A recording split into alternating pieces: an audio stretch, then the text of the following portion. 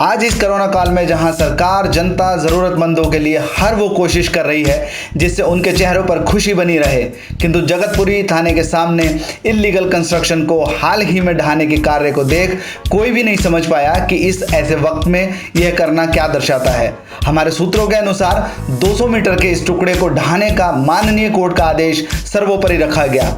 इस पर कवरेज करने पहुंची हमारी टीम ने वहां पहुंचे दिल्ली प्रदेश अध्यक्ष कांग्रेस कमेटी श्री अनिल चौधरी जी से कुछ सवालों के जवाब लिए।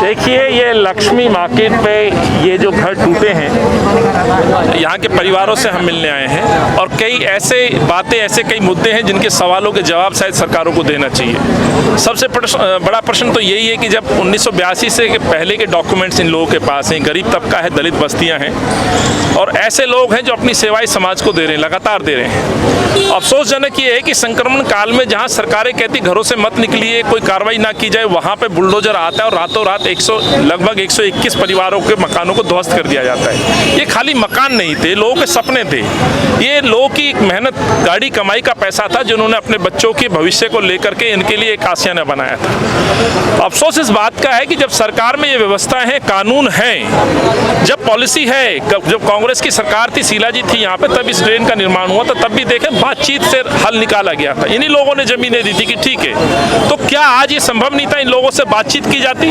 इनसे संवाद स्थापित किया जाता और इनको भरोसे में रख करके सरकार को इस जमीन की आवश्यकता है तो इनको अल्टरनेट प्लॉट देने की पॉलिसी है, उस पॉलिसी के तहत इनको कहीं पुनर्वास किया जा सकता था, लेकिन इनको नहीं बताया गया, सीधा बुलडोजर लाया गया और इन पर चला दिया गया, जिसके आज इनके मकान पूरे ध्वस्त कर दिए गए। दूसरा, यदि अनऑथराइज कॉलोनी के अंतर्गत भी आप देखें तो 16 कॉलोनी को बचाने का काम कांग्रेस पार्टी ने किया। तो सत्तारूढ़ जो पार्टियां हैं, हालांकि भाजपा से तो क्या कहें, गरीबों की हमेशा दुश्मन रही है और जो पूरे देश के अंदर खबरें, वो यहाँ भी एक उदाहरण दिखता है, गरीब बस्तियों पर बुलडोजर चला दिया। लेकिन दिल्ली में बैठे मुख्यमंत्री जी से मैं जरूर सवाल पूछूंगा, दोनों ही पार्टी के लोगों ने कहा था कि जहां झुकी वहीं मकान, तो इस तरह का मकान देंगे आपको। कांग्रेस ने वो तमाम कानून बना के दिए, आप उनका भी प्रयोग करके लोगों को राहत नहीं दे पा रहे, तो इससे शर्मनाक क्या हो सकता है। केजरीवाल जी बड़े बड़े पोस्टर होर्डिंग्स के द्वारा प्रचार करते हैं अपनी सरकारों का, लेकिन गरीब का दर्द जानिए कि बच्चों के एग्जाम चल रहे हैं, आप कहते हैं ऑनलाइन पढ़ाई करिए, उनकी छत छीन ली।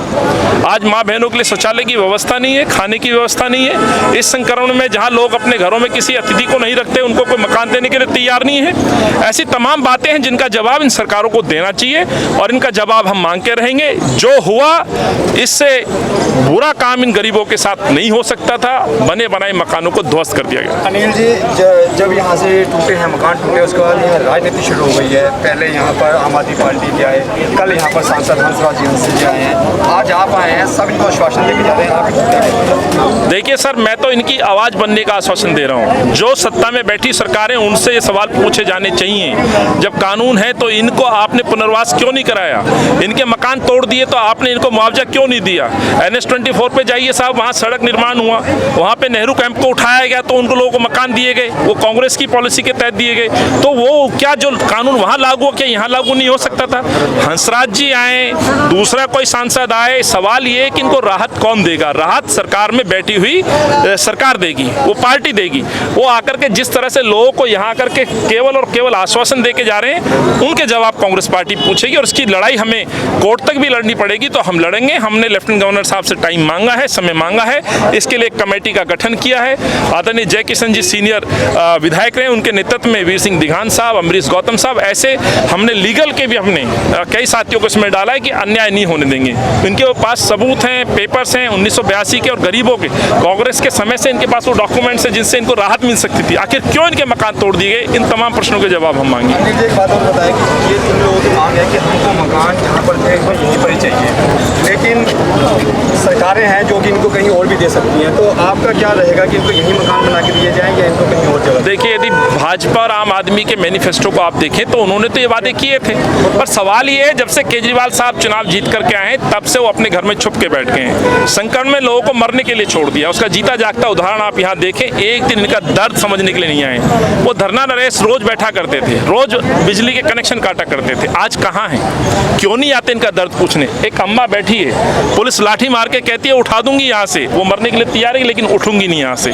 आप बताइए, इस तरह का अमानवीय व्यवहार हो रहा है। और धन्ना नरेश जी कहते हैं कि हम गरीबों के लिए पॉलिसी बना रहे हैं, बड़े बड़े ऐड निकाले जा रहे हैं, जितना ऐड निकाल रहे हैं इन लोगों को उतना राहत मिल सकती है। सो कांग्रेस पार्टी अपना काम करेगी, गरीबों की लड़ाई सड़क से लेकर कानून के दरवाजे तक लड़ेगी, ये मैं कहना चाहता हूँ। एक लास्ट सवाल मेरा है सर, जो मकान जब मिलेंगे तब मिलेंगे, अभी फिलहाल समस्या ये है कि ये लोग जमीन पे रोड पे खुले में बैठे हुए हैं, इनके क्या खाने पीने की व्यवस्था है, क्या सोच की व्यवस्था है, कई लोग कोरोना पॉजिटिव है, इनके लिए सरकार से आप क्या स्टैंड? देखिए, हमने गवर्नर साहब को भी लिखा है कि प्लीज जब तक इनके साथ न्याय नहीं होता, ये लोग यहाँ पे डटे, उनको ना छेड़ा जाए। मानसून चल रहा है, कहीं दूसरे घर में इनको आश्रय नहीं मिलेगा।